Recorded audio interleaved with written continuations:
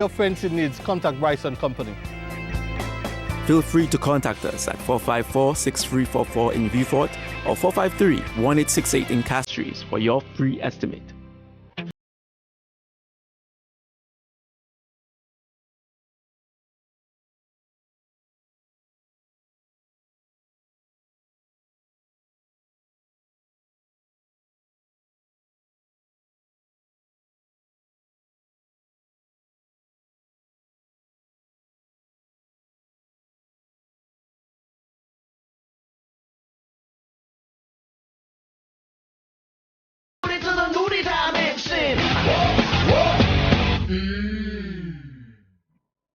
Consolidated Foods Limited, Renwick and Company, team up to bring you Roots and Tubers, a program about the variety of local staples that bring a wealth of flavor to all your meals. Get information on nutrition, production, and consumption of these foods. Roots and Tubers is made possible by the Ministry of Agriculture and the Caribbean Agricultural. Let's turn to an editorial which was featured in last Thursday's Voice. I want to read just an excerpt, and I want to put you on the spot almost immediately. It reads, "The small opposition party, Lucian People's Movement, LPM, is marking its 4th anniversary this month, promising to cement its place as a viable alternative to the two established political parties, the SLP and the UWP.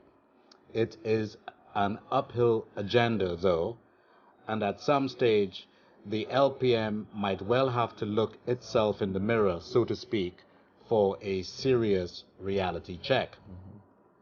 Doubtless, the highlight of the party's 4 years must be its venture into the realm of general elections in 2011, when it fielded 6 candidates who aggregated 163 votes, or 0.19% of the total cast island-wide. To say that this performance was dismal would be an understatement. The figures are a clear indication that St. Lucian voters were not ready for the LPM, neither was LPM truly prepared for the contest. One of the reasons for this poor result may well have been the party's style, whether by design or circumstance, of operating in absentia for most of the time, and its lack of visibility in the home arena. This mode of operation resulted in the inability of the LPM to begin the task of amassing a base of support that is necessary for any political party intending to make an impact. With a massive defeat on its 2011 report card, the LPM has continued the same old strategy. It is being heard but hardly seen, although there have been some positives on which it ought to be building. For starters, the LPM, regardless of its numerical strength, has carried itself well, with dignity and maturity, avoiding the silly and most times puerile controversies that have characterized the relations between and operations of the two other parties. Its majority or its maturity has been seen issues confronting our country. In fact, it can safely be argued that LPM has raised the level of public debate and discussion on these issues and has maintained its own bar of discourse, declining to become embroiled in the rabble that is frequently on show. And it goes on to speak about St. Lucia being generally a two-party state. And it goes on here. But while the LPM has not disappeared from the scene as it might have done after 2011, and that has always been the case of third political parties. I remember the PLP very, very well. while it has maintained a strong vocal, if not physical presence in the politics of the country, it desperately needs to step up. At the moment, St. Lucians do not see the LPM as a political party in the same way that they view and see the SLP and the UWP. It appears, however, that the LPM is patently aware of its shortcomings, and reading its statements this week on its anniversary plans, one gets the impression that it recognizes that the time has come when it needs to assert itself in the political arena, with the next elections less than 2.5 years ago. Years away. And it ends by saying these are challenging times, Yes. and it's going to be very interesting to see what happens from here on. Your thoughts about what is generally a very interesting it's called reality check. Yes. Well, we read it, I read it, and we chuckled.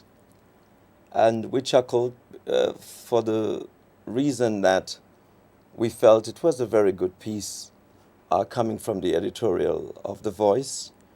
But we also felt proud that the recognition that the LPM have conducted themselves in a mature way and have been dignified in the way we tackle the issues was recognized. We are elated at the fact that it's recognized that we've raised the bar, in terms of the political discourse in this country. And it is something that we do intend to do. As to our visibility, of course, I think there is a misconception that the LPM is supposedly some foreign base organization, when in truth it is the only two persons within the LPM that is currently working abroad is myself and Melania Salfons. Everybody else is right here in St. Lucia in terms of our membership. The persons who voted for the LPM in the last elections were not imported from any other country. They were right here in this country. And people should know we contested an elections not because we believed that we were going to win an election, but political parties are in the business, Dave, of contesting elections, preparing to contest an elections and to form eventually the governance of this country. And so just because we had just launched our party 10 months before the general elections was basically no excuse for us to not have dived or take that plunge into electoral baptism, if you want to put it this way, which is what we went through. And our focus was basically that we were going to plant a seed. We're going to utilize these elections to plant a seed for the future. And I'm happy we did, because it is bearing fruit. And the LPM of 2011 and the LPM in 2014 is radically different. We found our footing. We found our voice in terms of the issues in this country. And we were able to articulate those issues very clearly so that the common person on the street can understand where the LPM is coming from. There's no ambiguity in terms of our positions. If you see our positions on foreign policy, our positions on the economy, on healthcare, on crime, we're very clear in terms of where we intend to take this country. And so with this 4th anniversary, what we essentially did was we said, well, like The Voice said, we needed to step up, not even knowing that they were putting together the editorial. It was a general consensus within the LPM that the time to step up, take the party one step forward to another level had to happen. And so we went about doing what we're doing right now, which is we launched last Friday in Grosley a Going Green Friday, where we gave out 1,500 glow glow-in-the-dark bracelets to anybody who wanted it. And it's amazing that at the end of the night, the persons who were more enthusiastic about the LPM and about receiving those bracelets were persons within the age of 18 and 35.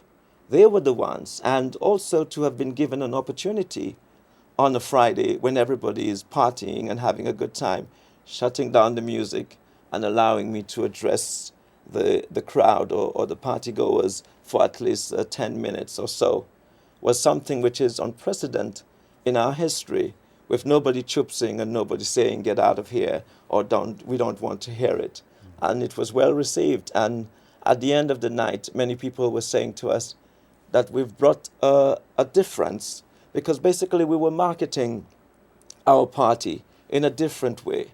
Whereas the United Workers' Party and the St. Lucia Labour Party, they used to talking diatribe from the platforms and just saying anything as if, well, you know, it's their domain. They can say anything to the people who are, to their subjects. We didn't see it that way. We felt it was very important to go to the turf of the young people where they party and to introduce to St. Lucia, or within our country, a different style of campaign.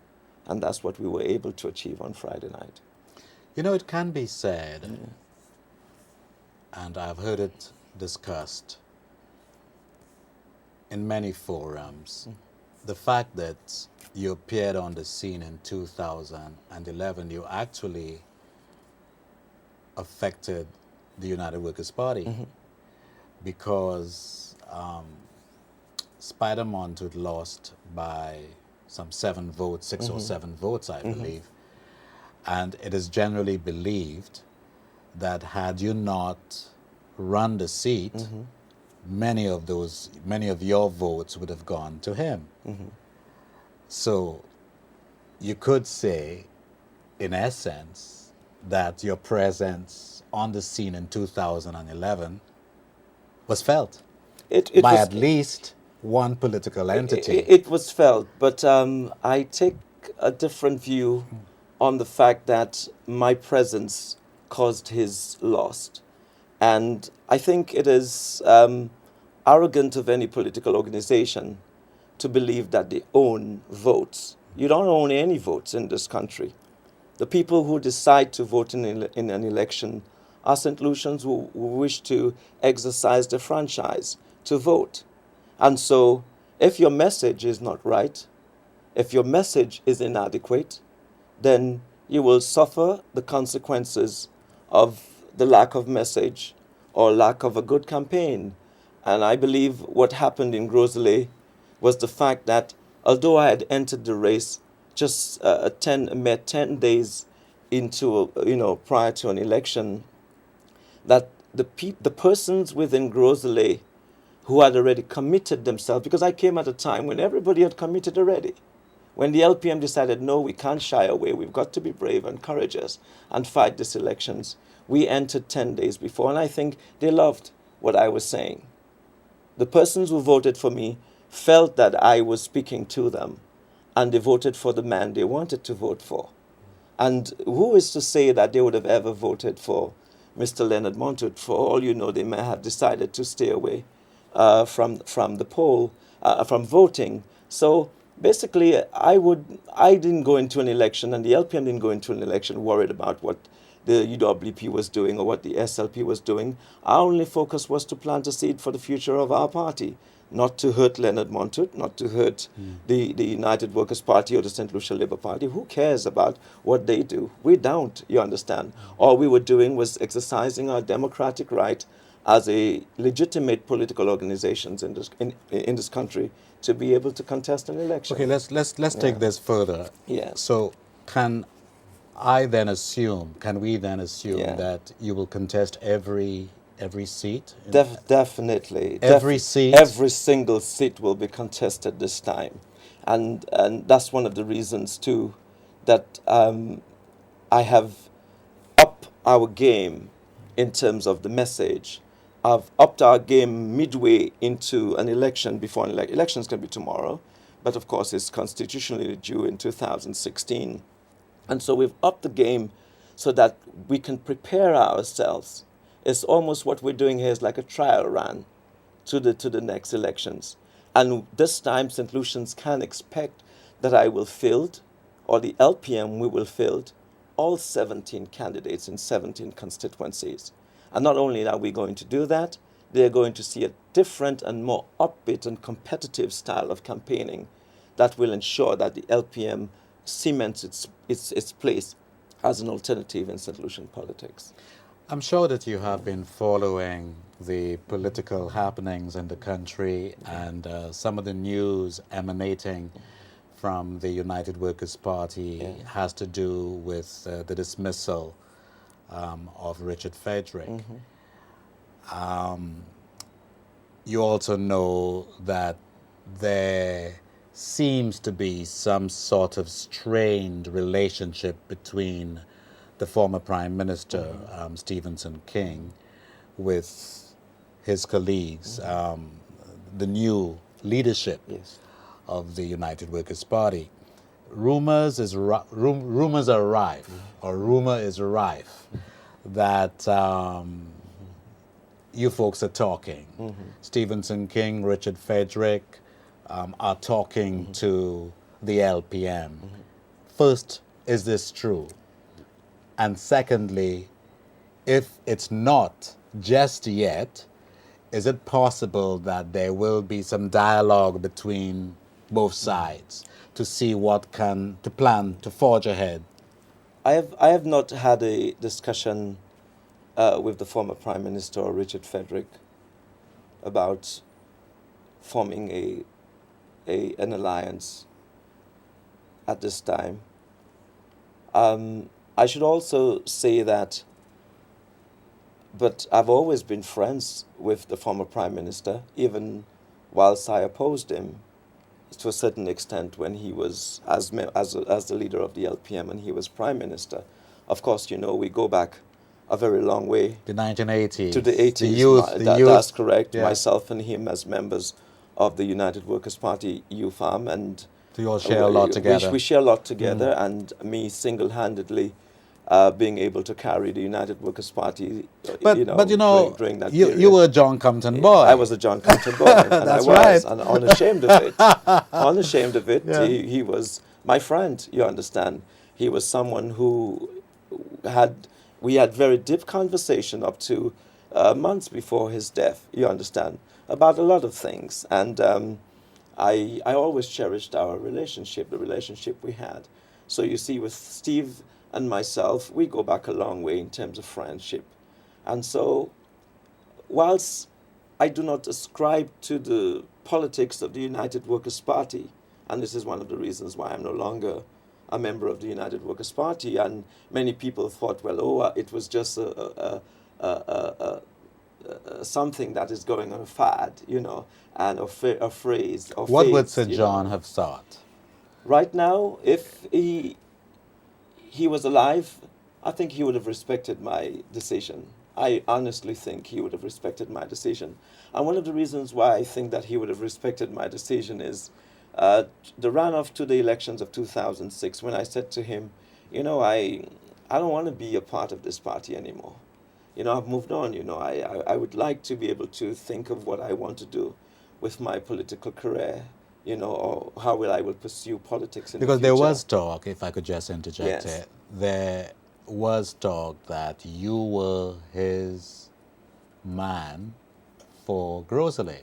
That's correct. That was the general. There was, yes. So he came to me and he said to me that, I would like you to run for Grosley. And I said to him that I don't think this is the right thing to do, because we already had Leonard Montut, who contested the 2001 elections, and he didn't do bad at all. He lost by only 245 or thereabout votes to Mario Michel. So I said to him that, I think it is fair that he be given a second chance to run. And we had that conversation, and he said to me that, I have chosen, Vaughan Lewis chose his team. I have never chosen any of those persons who are wanting to run with, who are willing to run with me right now. Those were his words, and we moved past that, and it ended up that Leonard did run, and the rest was history, as we all know about it. Yes, but we did have that conversation, and we talked a lot. We strategized a lot in terms of the last elections. We did a lot of that. Yes, and so he said to me, backpedaling a bit, he said to me, well, if you don't have an interest in the party anymore, I still have an interest in you. So I said to him, well, okay, I'll have to think about it. But he said to me, but just give me one more chance again. It's my last ride. That's how he described it. Didn't have a clue when he described it as his last ride, that he actually was predicting that this would literally have been the last time he would ever contested an elections. And it so happened, as we know, he became ill and he died in September of 2007, and after his death, I sort of felt that, and what I knew internally of what had occurred within the party, I had a clear sense that it was time to move on. And I'm sure if he's looking down, he would have said, he would have respected, may not agree with it, but he would have respected what I am doing right now, given the fact that it was discussions that him and I had long before he passed away. Yeah, I recall very much his budget address in the House of Assembly just prior to him going to the United States, and he sounded very much like a prophet, yes. like Moses. Yes. He said something to the effect that he will take the country to the promised land, but he cannot say whether he will enter the promised land. Something yes, like that. That's correct, yes. It was quite prophetic, yes, and yes. I am. But it must be said, he was very worried about the team that he was contesting with in 2006. He told me that, and I knew very much that he was concerned about that. However, I was one of those who said to him that you need to look beyond that, and you need to, people change, you've got to be able to give an opportunity to see them emerge. And he knew he wasn't wanting to be leader for life, or he was going to be there forever. His whole aim was to basically take the United Workers' Party to victory, set it on a new course, and then to go about his permanent retirement, which I am sure this is what, from talking to him, I am very sure this was what was on his mind. And it never ended up being this way, and we had what became of a party which seemed very disunited and lack of unity, and which carried out into this present day. So if you really look at the United Workers' Party now, one can't say that this is a party that is ready for governance. You don't take a party that is not prepared for governance and elect them, make them the ruling party in the country. And this is one of the reasons why the LPM is hopeful that St. Lucians will turn around and realize that for 60 years we've had United Workers' Party and the St. Lucia Labour Party, and these have all been musical chairs. Perhaps we can have an earthquake. Yes, an earthquake, a political earthquake in this country, and vent our frustration and vote in the Lucian People's Movement. Let's have our first break. You are viewing Mr. Chairman. I'm David Samuels, and with us is the leader of the Lucian People's Movement, and Therold Prudent. Don't you go away. We'll be back in a short while.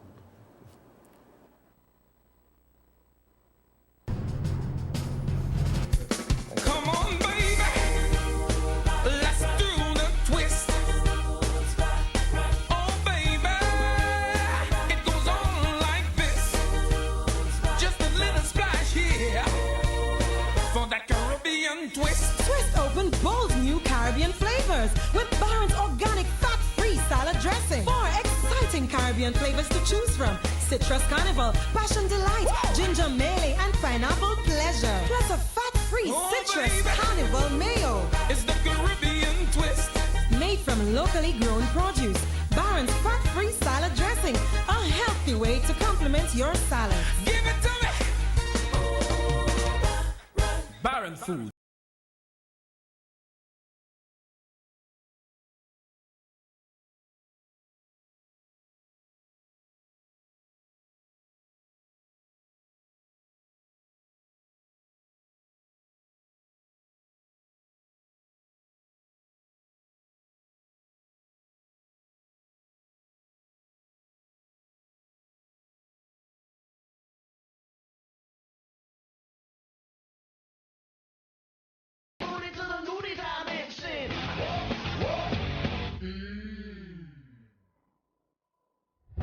I chose to come to Monroe when I realized that I didn't have to first go to Sir Arthur. I am now discovering many more advantages studying at Monroe. But I had to make personal adjustments real quick and sacrifices.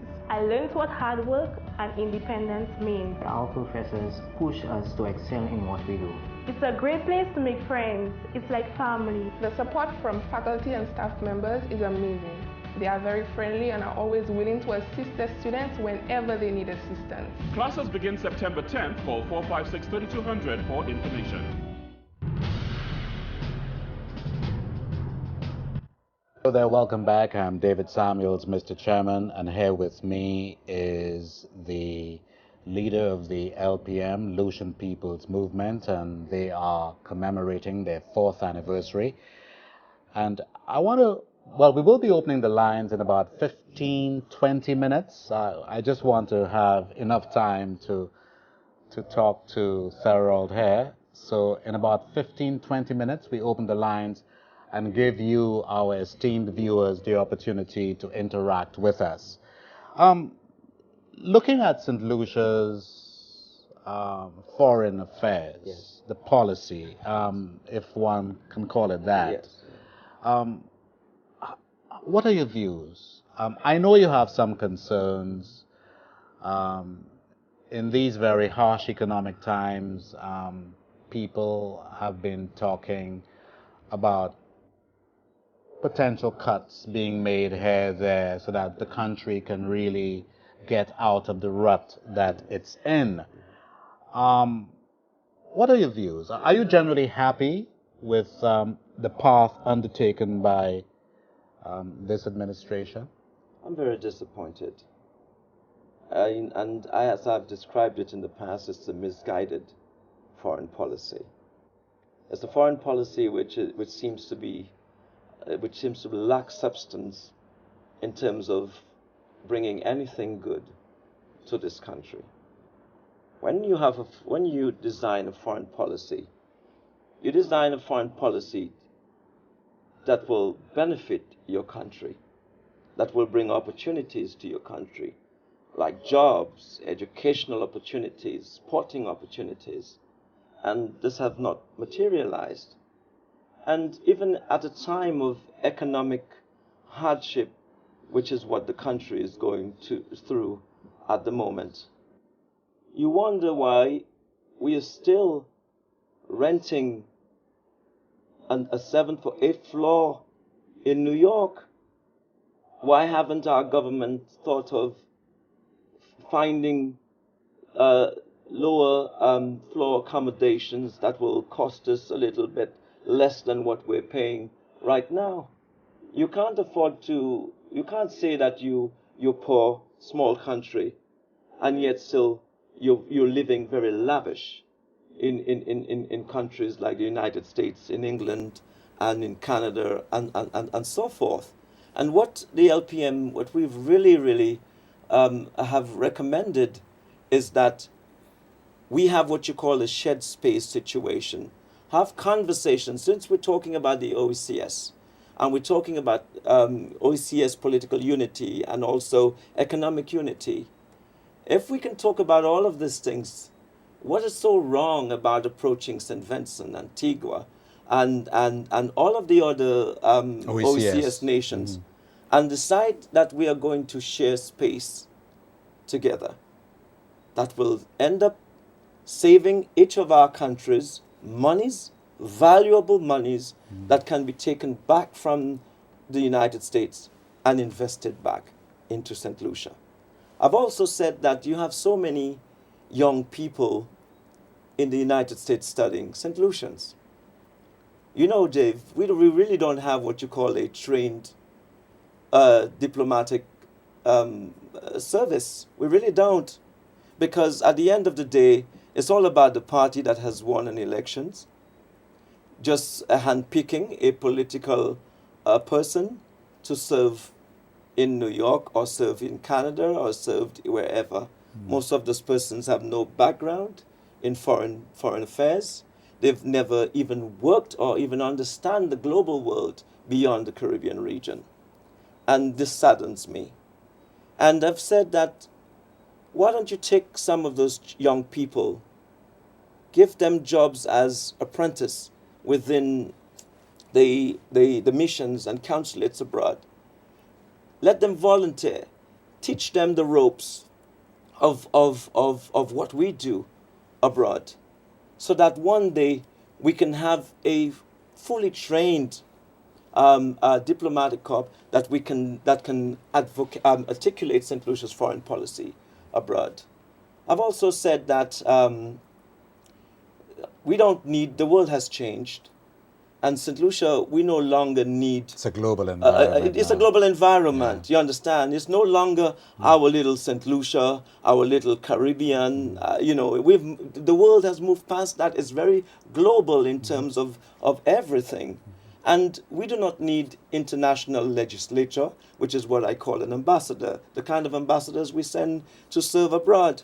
We need persons who can both balance diplomacy and marketing our country abroad, bringing back tangible jobs and good paying jobs that St. Lucians can say, wow, look at what our government and our foreign missions abroad are producing. You understand? And as long as we keep going back to the system of choosing persons based on political merit, as opposed to merit that is deserving of positions to serve in this capacity of ambassadors, consulates, and so forth, we will always have the issue that we have of a government coming in, a government being kicked out, and nothing comes back. Musical chairs, and nothing returns back to this country. And I can guarantee you, under an LPM government, we will have a very vibrant foreign policy. We will also have a very vibrant diplomatic structure abroad that understand that you're accountable to the people of St. Lucia. You can't spend a whole 5 years here and never give the people of St. Lucia an account of your stewardship abroad. That won't happen under an LPM government. As an ambassador, you ought to tell us what you do. What have you been engaged in for all the money that you're being paid and all the perks that you enjoy? What is St. Lucia getting out of your stewardship? That out of your stewardship. Yeah. And this is the kind of vision we have in terms of foreign policy. I've also, as you're aware, I criticized the government on the Crimea issue with Russia annexing that part of Ukraine. And we had our foreign minister saying, oh, it's about big brother and small brother, which is not even diplomatic language for a man who is supposedly foreign minister. Of course, I had taken him to issue on that. And then they had Dr. Vaughan Lewis come in and try to pretend as if the LPM was a noisemaker. And that's what we were. But we were the ones who broke the story on Crimea. And one of the reasons we broke it is because we talk about territorial integrity of another country.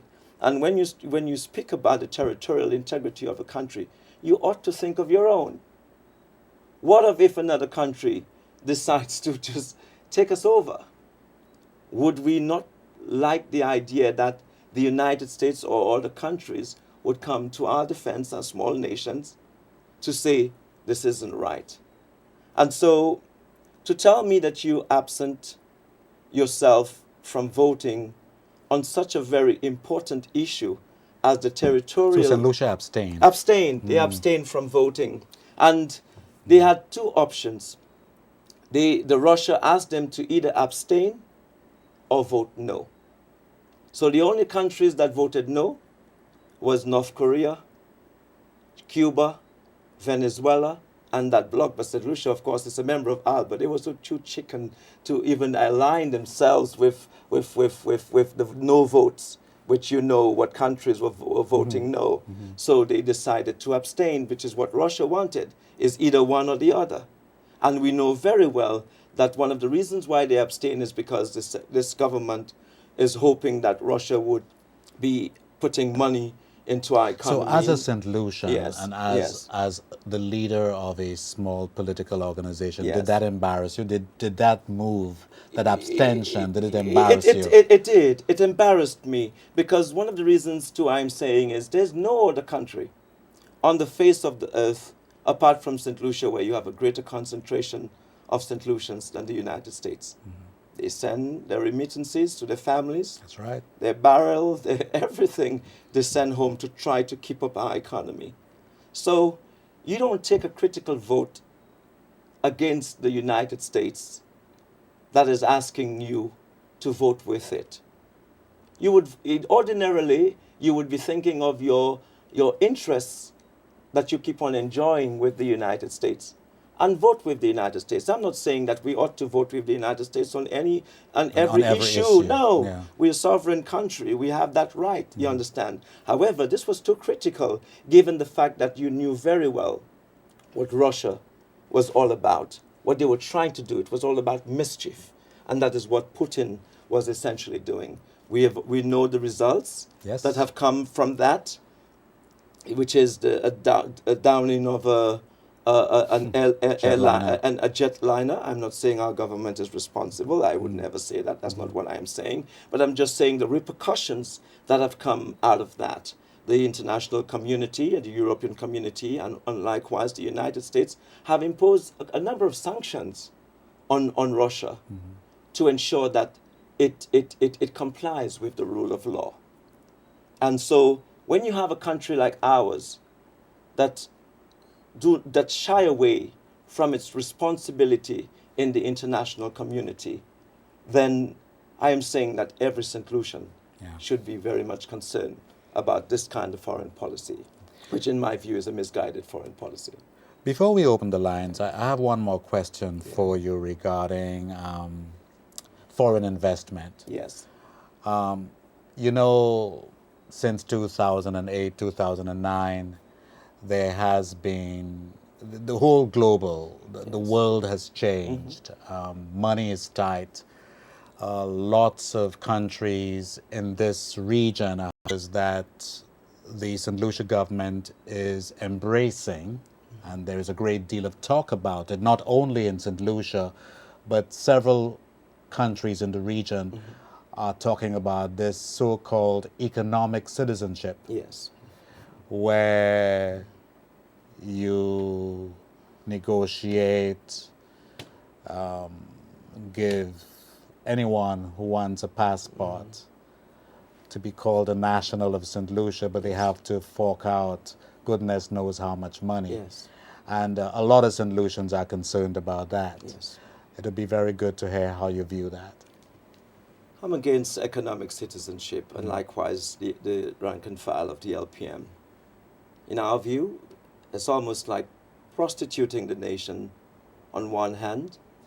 On another hand, it shows that men who have run out of ideas of how to infuse this country with good paying jobs.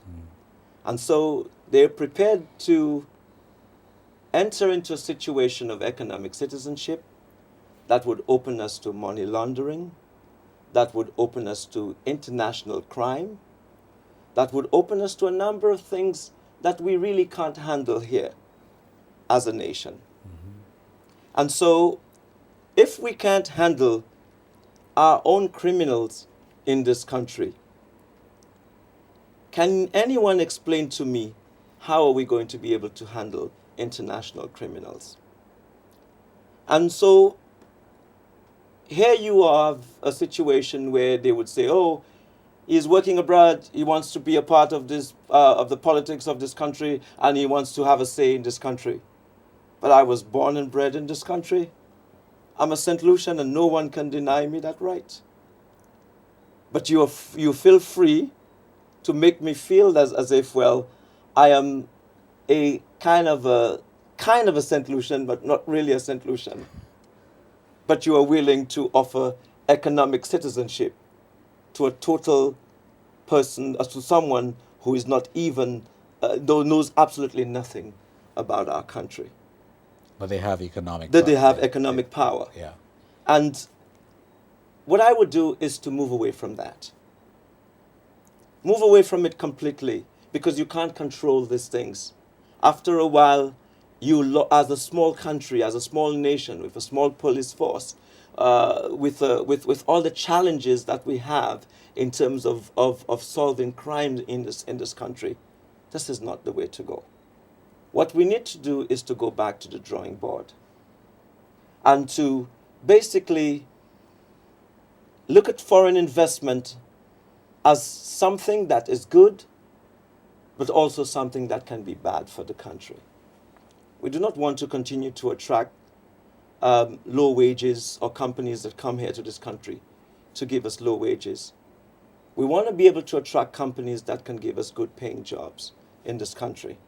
And one of the reasons that Kenny, for example, the Prime Minister, Dr. Anthony, can continue to say, oh, I'm bringing in foreign investment, trying to bring in foreign investment. He can say that until he gets blue in the face. That will never occur en masse. And the reason why it won't occur en masse is because we do not have a good, skilled and trained workforce in this country that can produce the kind of, or do the kind of work that most of those investors are looking for. And until we go back to the drawing board in finding out what are the companies, what are they into, can we compete with Singapore? Can we compete with other countries around the world by drawing those companies to our shores as opposed to them going to Asia? Yeah. Then we are losing the battle in terms of attracting foreign investment. And one of the things I've said is, you take $44,000 US and educate one child in the United States. I love the United States. It gave me a lot of opportunities. It allowed me to accomplish a lot. However, we need to start exploring other markets. And one of the markets I've thought about in terms of education is South Africa. We may not have liked the apartheid system in South Africa. Most of us rallied against it. You know, we cried foul in the way that black people were being treated in South Africa. However, what has happened in a post-apartheid South Africa is the fact that all of the educational institutions, world-class educational institutions like Pretoria University, Johannesburg, so University of South Africa, that got its charter since 18-something from the Royal Charter from England. They're all world-class universities. But the difference is the rand, which is the South African currency, is not worth much on the international market. So you get better value. So you would get better value, better buck. I guess it's a question of geography, I suppose. You know, we are regarded as being part of the Americas, and the United States is only, 2,000 miles away. Yeah. South Africa with, I guess, 3 times as much in terms of distance. So, but it's a very, very good idea, yes. and definitely it's something that needs to be looked at. That needs to be explored, because remember, the world has become a global world. Yes. And so if we have had interest with America and Canada and France, the regular partners for many years, we can explore other countries to see what mutual interests we can get from those countries. And I'm saying, yes, South Africa is so far away, but by the same token, you have students coming from all the way from India to study right here in St. Lucia. Very true, very true. You understand? Touché. Yes, that's correct, to study in this country. Very true. So what is so wrong about our students exploring the world a bit and studying South Africa with world-class quality education? And let us send them out there to do something that foreign investors will want, and we can quickly build our workforce and have a skilled workforce to be able to accommodate the kind of personnel that those companies are looking for. Let's open the lines right now and give our viewers an opportunity to interact with us. The telephone number is 451-9349, 451-9349. So we've spoken of foreign policy, foreign investment. We've heard just a bit about education, and I wondered your views on crime. Yeah.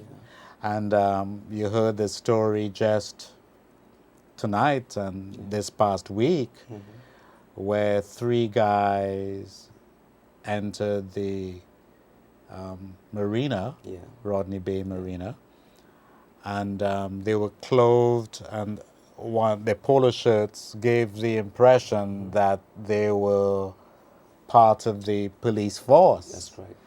And this must have created quite a, shocking development. That's and it makes you wonder what is going on, really. Yes. But crime seems to be somewhat out of control, yes. And I'm quite sure. I remember some time ago I had read that you were very, very concerned about it. Your party was and still is. Yes. And you were talking about trying to get the government committed into some sort of national consultation on crime. But nothing really happened. That's correct. About that.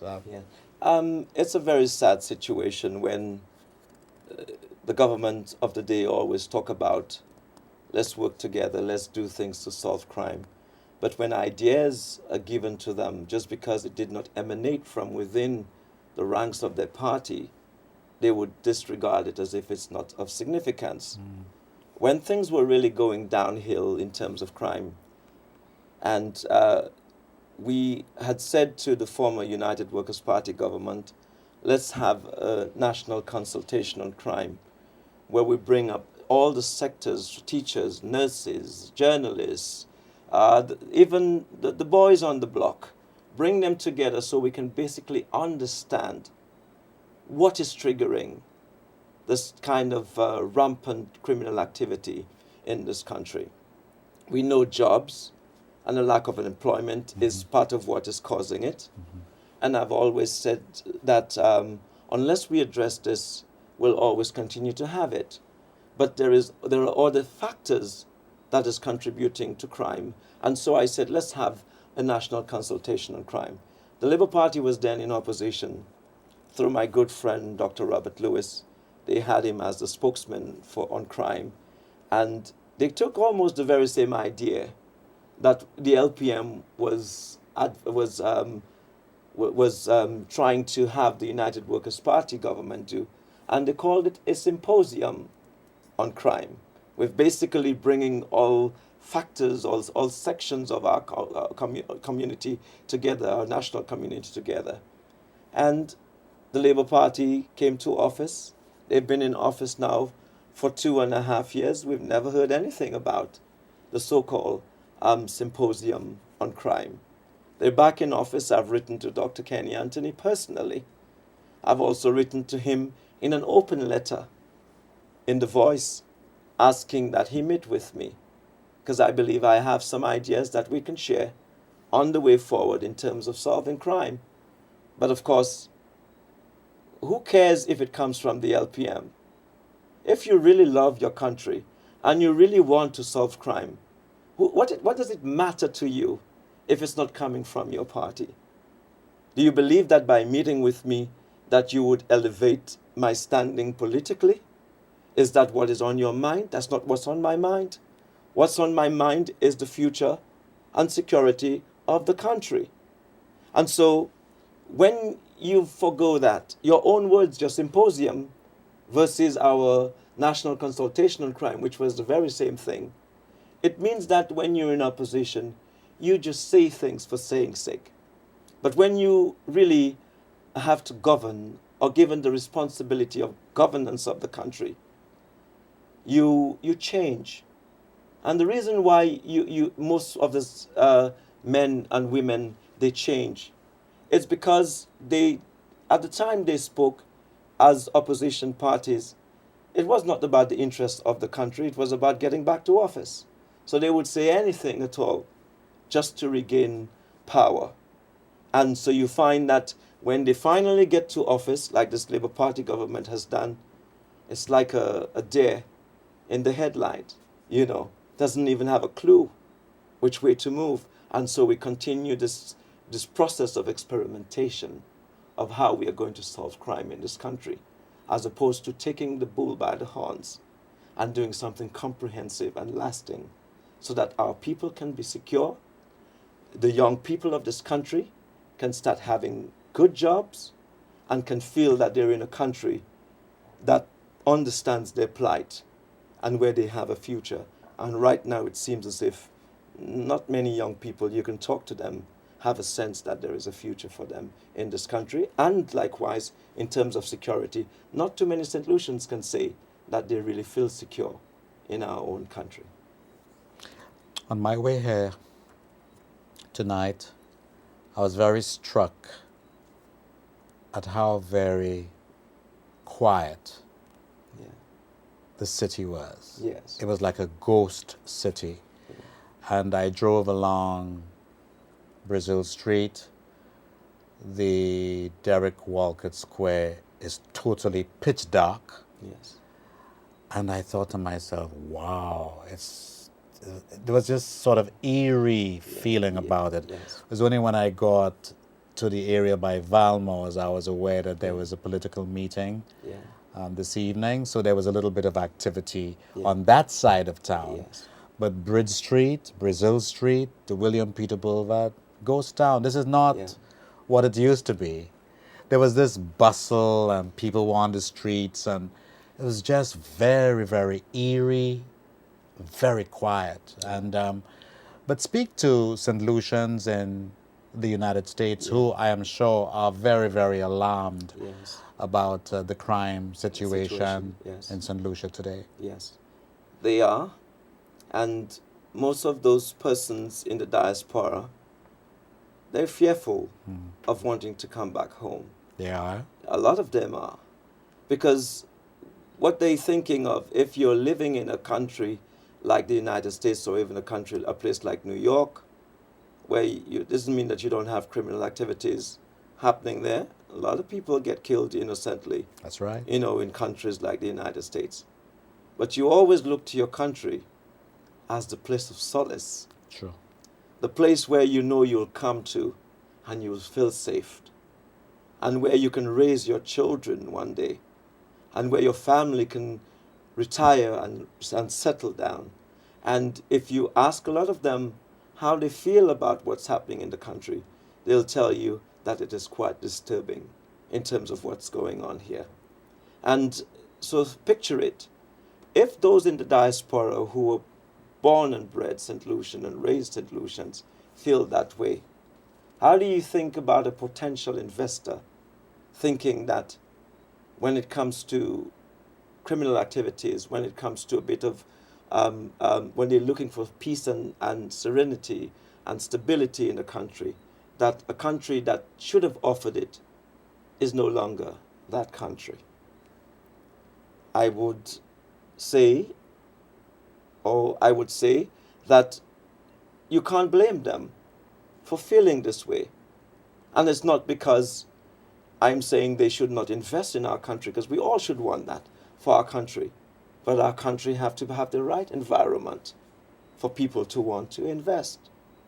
And this is why we continue to suffer. And this is why the Prime Minister keeps borrowing and borrowing, even though he knows that we've gone way beyond the 60 percentile that we were supposed to have had in terms of debt to GDP. I think we have a caller from, I think it's Marsha. Hi, Marsha. Thank you so much for calling. Yes, good night, Mr. Chairman, and good night to Mr. Prudent. Good night. How are you? Yeah, I'm okay. Thank you. Yeah, my question to you is what would be done to solve some of the problems we have in the judiciary? You have a number of people that have been on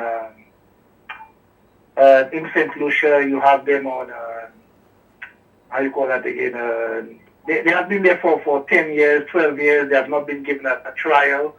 You know, the judiciary seems to be on remand. They are on remand. You have a lot of remand prisoners. Yes. They have been there for a very, very long time. And a lot of people seem to be that they may concern. And how would the LPM deal with a situation like this?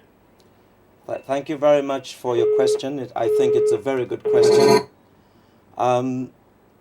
This is one of the reasons why we get ourselves into hot water with the United States and other countries.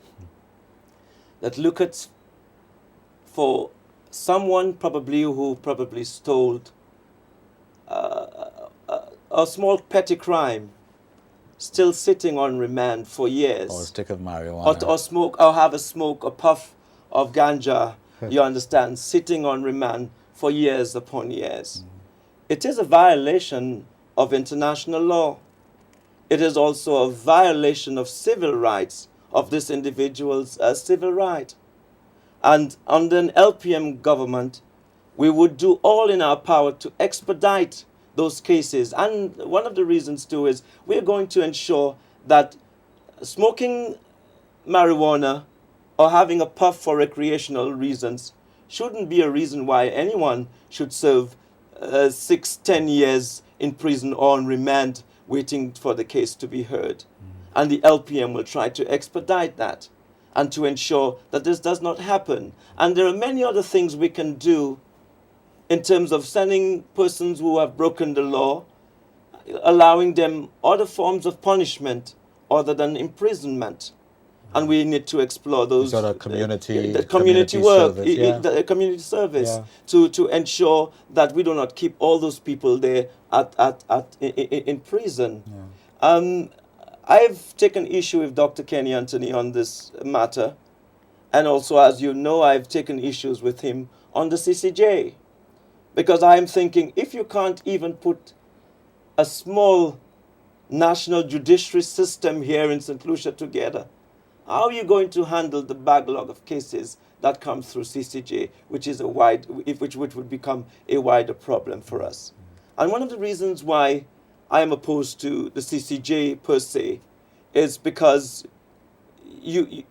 why is it so difficult, or why is it such a difficult thing that you can't allow St. Lucians the right to decide whether or not they want the cases to be heard for the Privy Council, or whether they want it to be heard by the CCJ? And they talk about you not loving your country, you're not being patriotic enough. But most of the people who will get appointed one day are persons like Dr. Anthony himself.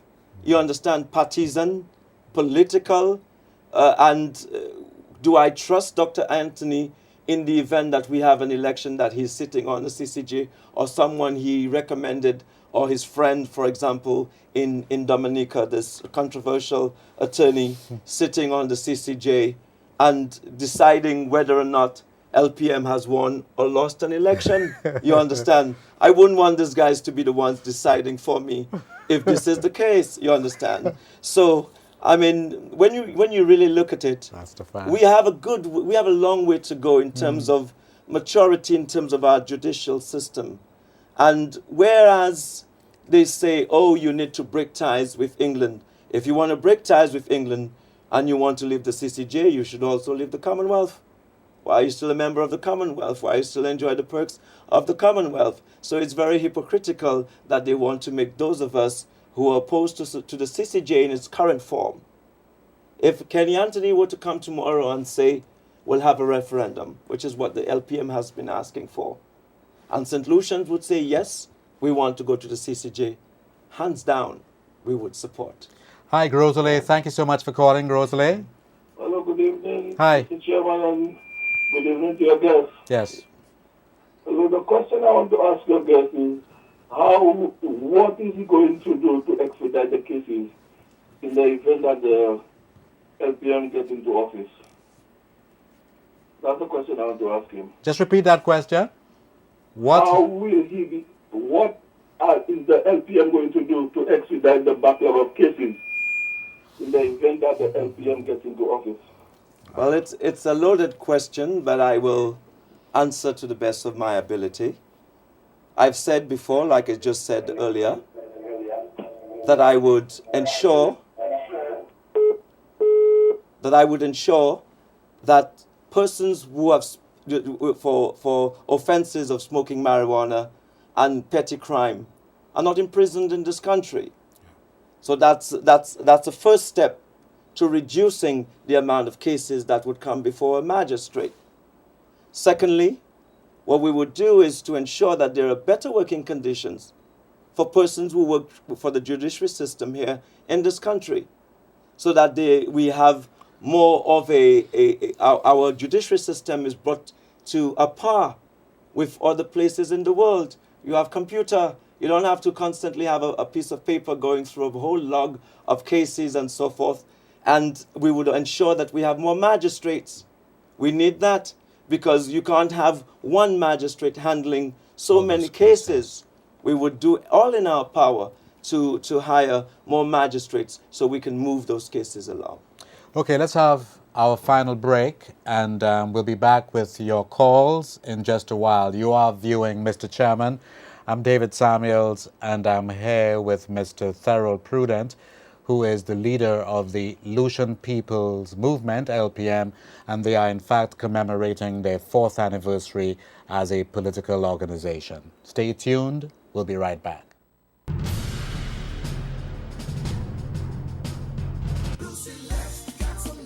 Prepare for the hurricane season by ensuring trees and other objects on your property won't get tangled in overhead wires. Be careful. Ensure ladders and tools don't come within 10 feet of power lines. If a tree is near electrical lines, don't try to trim it yourself. Contact Lucia at 452-2165 or 454-6617. Be smart, stay safe. It's made from natural cranberry extract and premium purified water. Its small size makes it easy to pack or grab and go. It makes drinking water much more desirable for kids. And it's produced right here in St. Lucia. What exactly are we talking about? Introducing the new and refreshing crystal clear cran water, the perfect blend of water and cranberry to give you a healthy and enjoyable drinking experience. Add some flavor to life with the all-new crystal clear cran water in stores now. When it came to fencing my property, I chose chain link fencing, locally manufactured by Bryson Company. All it took was one call. I got a free estimate, the best price, highest quality, and technical support during my installation. For all your fencing needs, contact Bryson Company. Feel free to contact us at 454-6344 in Viewfort or 453-1868 in Castries for your free estimate. Hi, welcome back. I'm David Samuels, Mr. Chairman, and I'm here with Therold Prudent. We have a Miku caller. Thank you so much, Miku, for holding on. How are you? Yes, good night. Just a question Sure. for the leader of the LPM, Mr. Prudent. How are you? Yeah, if you were to assume office, your party, what would you do about our high import bill? That's the question. Very good question, and thank you so much for the question. The LPM in opposition have started a program called the Home and Garden program, where we give to persons within the communities of Grosley, which is where we actually started it, a complete hand garden tools that they can do their own kitchen gardens. We give them a variety of seeds that they can continue to plant food and in their own backyard with gloves and other garden accessories. The program last year, we gave over close to 200 persons within the Grosley area, and this year we've given over 100 again. Just this afternoon, we gave to persons in the Grand Rivière de Gazon and Monnier areas of Grosley, gave them their packages. We gave on Monday, we gave packages in Moshi, and we are hoping that that program can be moved out of Grosley to island-wide, yeah. So that St. Lucians will find themselves in a position of empowerment where they won't have to face Super J or the supermarkets for carrots and lettuce and tomatoes and things like that. Grow your own. They can grow your own. And so we reduce, in a sense, our input bill, we would also think about bringing on a little bit more focus on agriculture.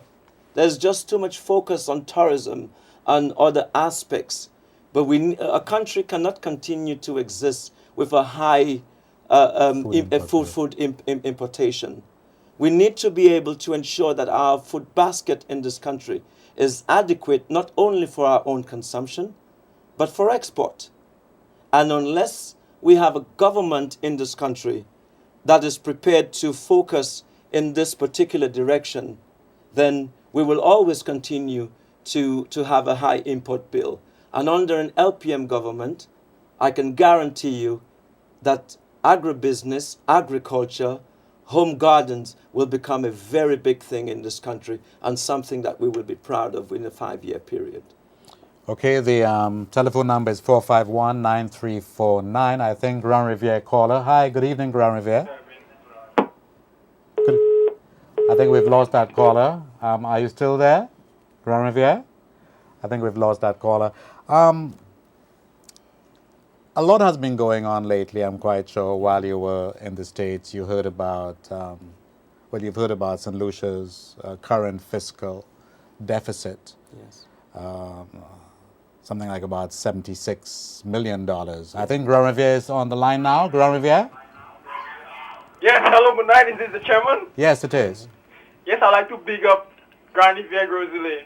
Big up. Thank you. Thank you. You've got a fan there. Yes.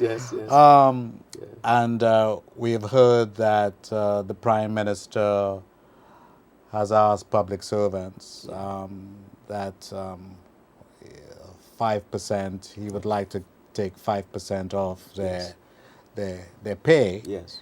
And this has snowballed into quite a big controversy. How do you view that? And do you have any ideas as to how he could make the shortfall, the $76 million that he is trying to get? The 5% public servants pay would generate something in the region of 18 or so $0.5 million. So there is still a shortfall. Yes. But you may have some views on that. And the VAT that was introduced in St. Lucia not too long ago. I think the Prime Minister has his priorities all twisted, should I say it this way. When the Prime Minister left office or demitted or was kicked out in 2006, he knew that we had already passed the 60 threshold of debt to GDP. He knew that. Yet still he was out there clamoring for the then Prime Minister Stephenson King to have offered an increase to the civil servants. If you're really a man who loves your country and a man who understood that whilst you were there you had knowledge that things were already bad, why would you do something like that?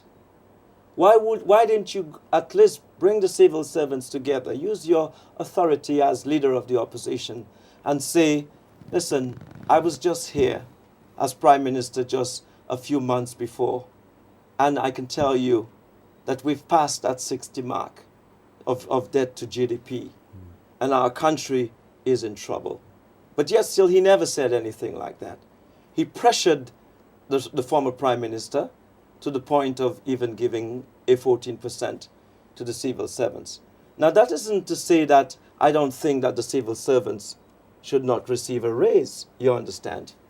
What I am in essence highlighting is the hypocrisy that goes with the politics of our country. So finally he came back to office. He gives them 4%. Then he comes back a year afterwards and tell them, I'm going to take 5 from you. Now, these are persons who have committed, the civil servants, I'm talking about the teachers, committed to that little 5% that you really want them to take a pay cut, you know. And they probably, some of them have their mortgages, their children probably studying abroad, and you're asking them to take a 5% cut Where were you all that time when you should have known then that things was not good and we shouldn't be going down that path? Marsha, good evening, Marsha. Thanks for calling. Yeah, it's me again. Great program, I must say. Okay. Yeah. One more question for Mr. Prudent. As far as the Constitution is concerned, what are the changes that the LPM would try and implement to try and strengthen our Constitution? I think recently Trinidad and Tobago took a decision that for term limits for the Prime Minister, not serving more than 2 terms. And they also took a decision for the right to recall. If you're not satisfied with your district rep, that you can certainly recall him.